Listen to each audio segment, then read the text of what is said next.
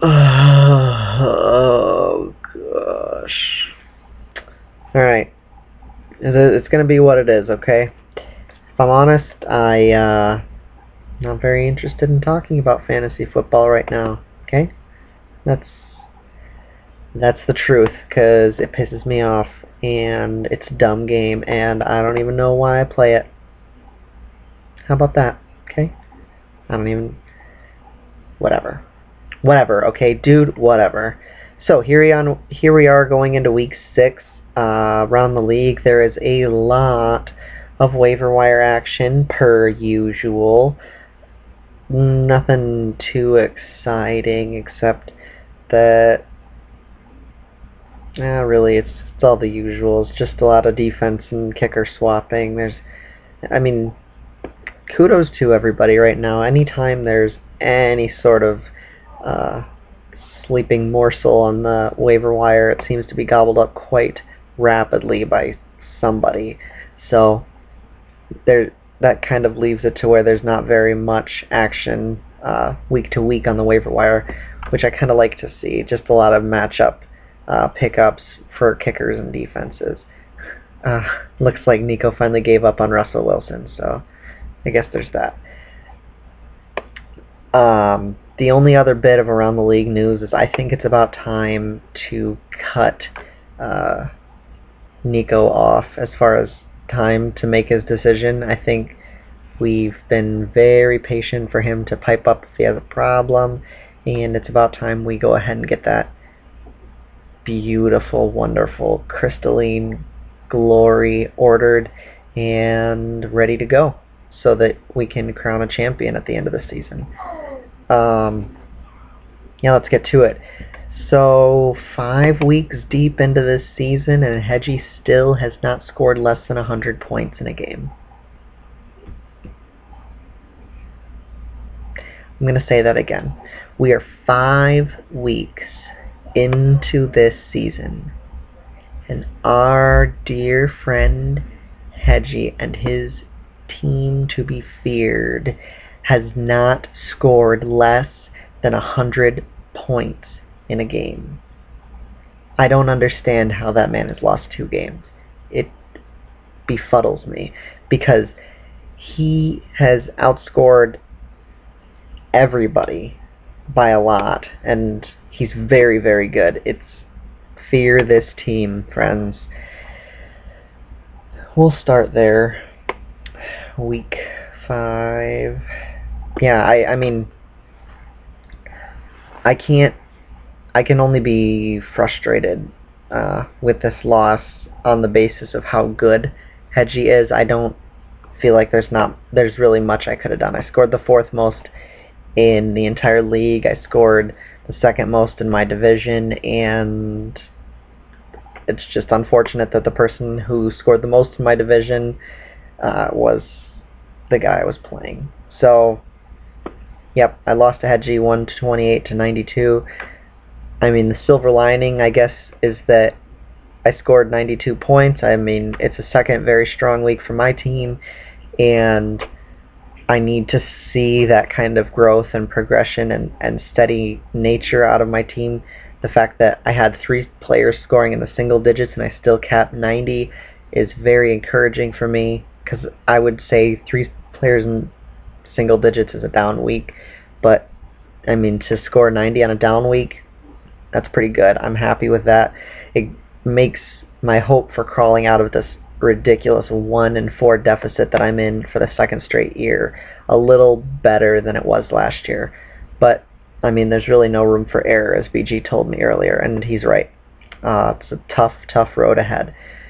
We'll go to the next very sad, tough luck game. I thought this game was not going to be nearly this close, and really, I mean, 43 points, it wasn't that close, but Jared scored over 100 points, so Jared really gave it his best effort, but BG's team was just not to be denied this week. He tied my point total last week, put up 145, and just showed why he is the class of the Red Division, and he is to be feared as well. There's a reason he's 5-0. He had that one kind of weird, kooky, lucky win against Devin, where I think he only scored like 78 points. But other than that, it's been very, very strong outings out of this team every single week. He is a formidable opponent and someone that you should not take lightly. He's 5-0 for a reason, boys, and I mean, we're going to be talking magic numbers to lock up his playoff berth soon. That's ridiculous. Next game we're going to talk about Devin versus Justin. This was a very good game. I mean, Justin's pickup of Tony Gonzalez happened after we talked last week, and Justin he gave away Ryan Fitzpatrick, a player who probably would have never seen the light of day on his team, to Jesse, who's desperate for quarterback help and running back help, and he gobbled up Tony Gonzalez and immediately got a 26-point game out of him. So that was very good. That bodes well for Justin's already very strong, very explosive team. The nice thing about Tony Gonzalez, I think, for Justin's team is Justin has a lot of explosive players, but he doesn't have as many possession-type guys, as many just grinded-out type players. I mean, you see some of his explosive guys like Andre Johnson and Mike Wallace in that game scored 1 and 2 points respectively, so that can hurt him. So having a guy who you know is going to just grind out 5, 6, 7 plus catch games and just get you points, put solid numbers on the board, is great for a team that has explosive potential like Justin's. But Devin just managed somehow to eke out enough points to get the 85-83 victory. The Robert Griffin III injury might hurt Devin, but he does have Andy Dalton waiting in the wings, so hopefully for Devin, if the Robert Griffin thing turns out to be more problematic or indicative of a systemic problem, he'll be okay because he does have a solid backup even after selling off Peyton Manning. Jesse versus Kevin, another very interesting game. Low scoring affair, 66-60. Their combined point total didn't match either Hedgie's or BG's, but I mean, Jesse didn't have to beat anybody except the guy he was playing, and that's lucky for him because he wouldn't have. But as it stands, Jesse's 2-3, and now so is Kevin. So I guess good on Jesse, and his season's gonna last another week at least. Oh, I gave away the GOT dubs earlier. Sorry about that, boys. At any rate, we got. We'll finish off with Alan versus Nico. I went out on a limb, picked the upset special for Nico on that one, but it just was not to be. Alan, he went into the Monday night game down by a bit, but Owen Daniels, he gutted out 14 points for Alan, and so Alan's sitting at 4-1, and he's really in the driver's seat, controlling his own destiny from here on out in the blue division. Moving on. Oh, yeah. So after those games, the DFL Prediction Challenge picture looks as follows. Jared and Alan, the young guns, are in control right now. Both are 14-6 with a 70% accuracy rating on their picks. Jesse sitting at 8-7, 53%, and Kevin, after a great week, surged back up to 10-10, so we're both at 50%.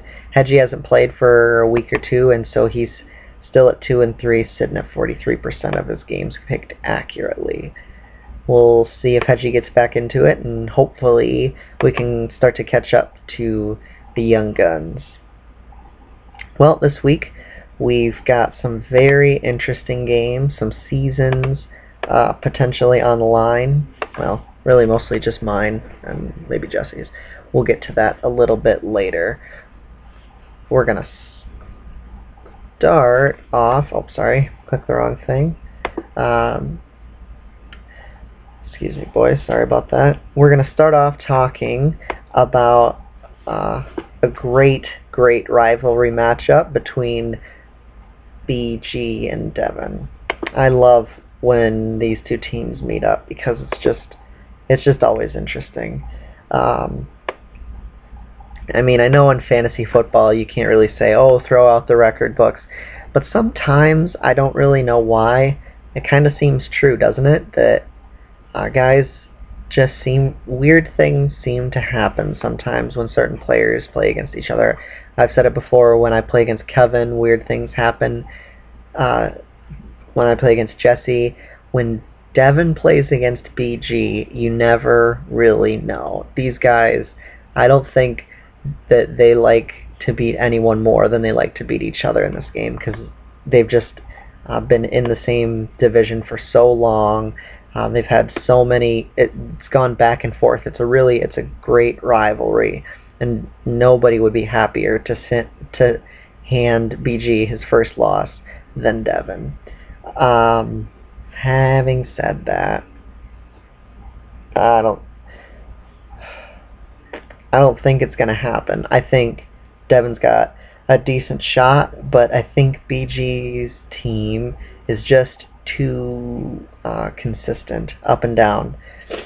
The only ray of light, sliver of sunshine, bit of hope that Devin does have in this game is the fact that the scoring machine that has been Drew Brees thus far is on a bye week, and as such, 5 of BG's other main offensive weapons are also on a bye week.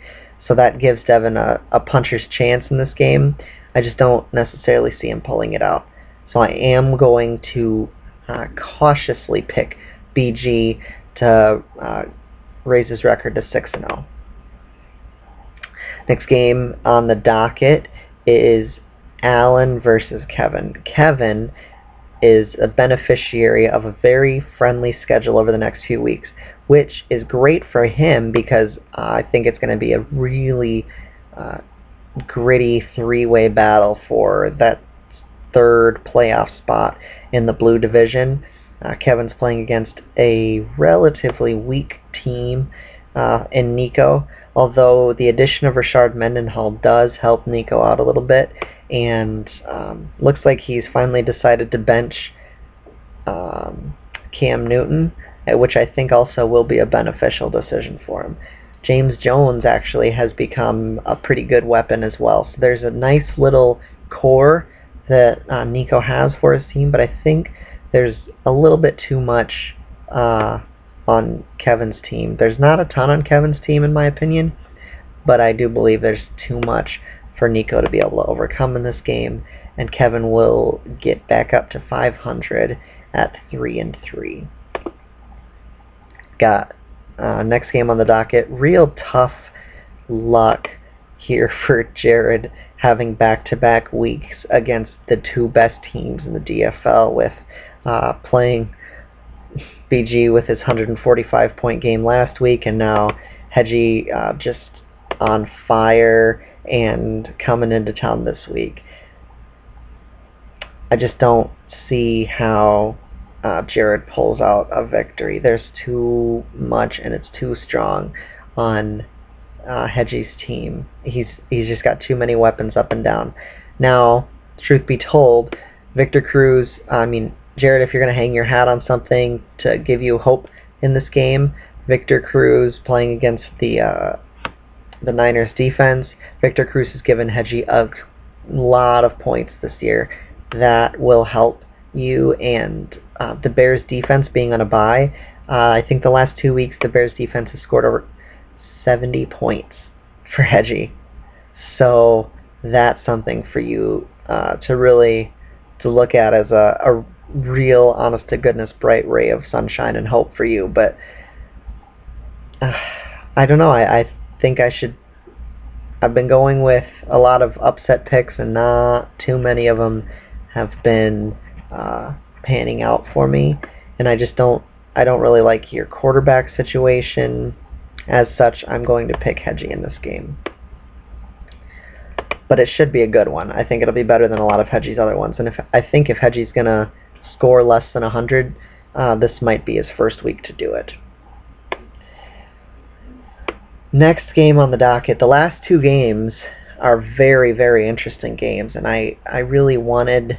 I had a hard time deciding which one. It was either I was gonna be positive or negative about the GOT dubs and deciding which one would be the GOT dubs for the week.